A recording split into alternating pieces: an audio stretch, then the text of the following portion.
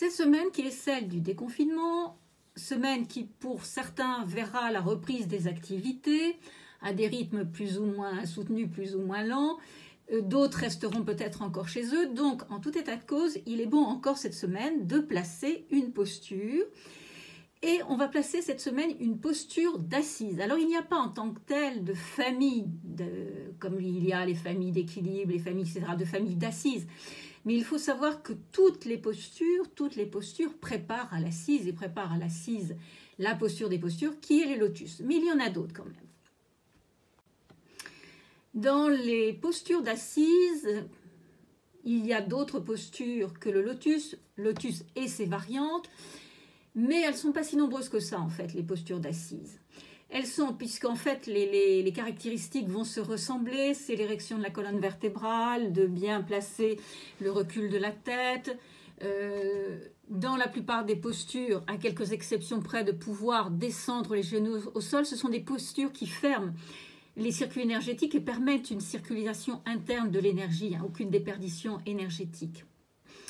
Donc, cette semaine, je vous propose, parce qu'on va aller chercher un petit peu plus original, et puis que le lotus n'est pas accessible à la plupart des gens, ni voir le demi-lotus, on va travailler une des postures d'assise qui est un petit peu à la marge, mais qui est très intéressante, qui est Virasana. Virasana, on le retrouve, le son vir qui vient du sanskrit, vir, et qu'on retrouve en latin, qui donne viril, qui est l'homme en latin, et viril, l'adjectif en français. Dans l'étymologie, dans le sens sanskrit, vir, c'est l'homme, mais il y a d'autres mots pour homme, c'est l'homme dans le sens du héros.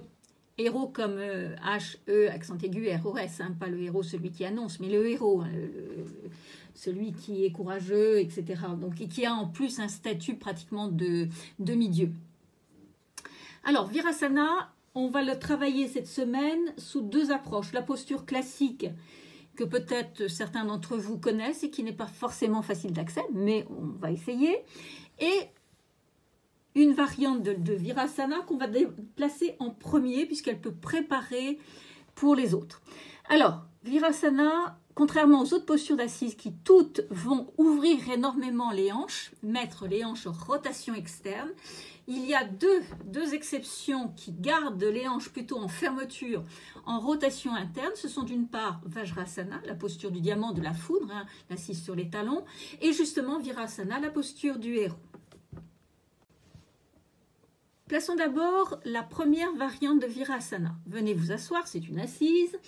Et puis, vous allez placer le pied droit à la hanche. On replie le genou et le pied est à côté de la hanche, ce qui n'est pas forcément accessible. Dans la mesure du possible, vous essayez vraiment de coller au fessier, que ce soit une assise à la hanche, un pied replié à la hanche très serré.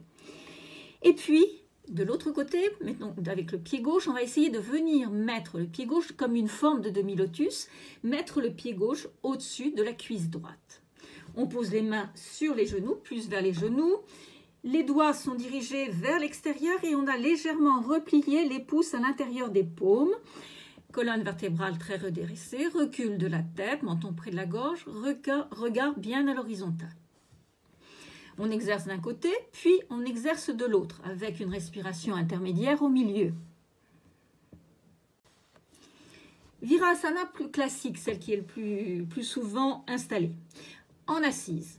On va en fait croiser les jambes pour que le pied droit vienne à côté de la hanche gauche et le pied gauche à côté de la hanche droite. Alors on peut commencer en mettant le pied droit au-dessus et en fait vous allez vous retrouver les deux genoux l'un au-dessus de l'autre.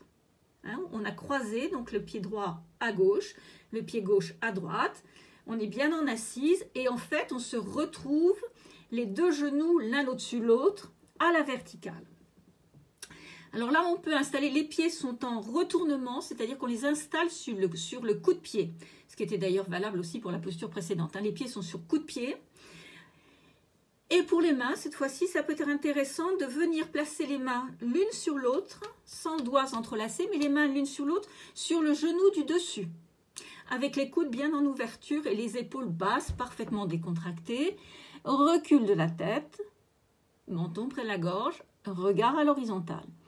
Là aussi, au moins une dizaine de respirations, si on le peut, les 2 respirations intermédiaires avec le retour à plat dos et on place l'autre côté. En observant, et c'était vrai pour la variante précédente, que d'un côté à l'autre, ça peut être très différent. Si on veut les travailler en enchaînement, on place la variante précédente, puis tout de suite, on va placer l'autre posture, côté droit, côté gauche. Voilà, vous avez pour la semaine une posture d'assise. Pour les préparations aux postures d'assise, ce sont les ouvertures de la hanche. Il y a l'enchaînement pour l'assise, mais là je ne vais pas pouvoir le détailler. Vous pouvez tout simplement placer le travail du papillon. Assis, dos bien redressé, plante de pied contre plante de pied, le plus près possible de l'aine. Et vous savez, avec l'appui des mains sur les genoux, sur la rotule, on va appuyer pour ouvrir les adducteurs de l'aine, ouvrir la hanche. Voilà. Bonne semaine à tous et donc bonne sortie de confinement à vous tous.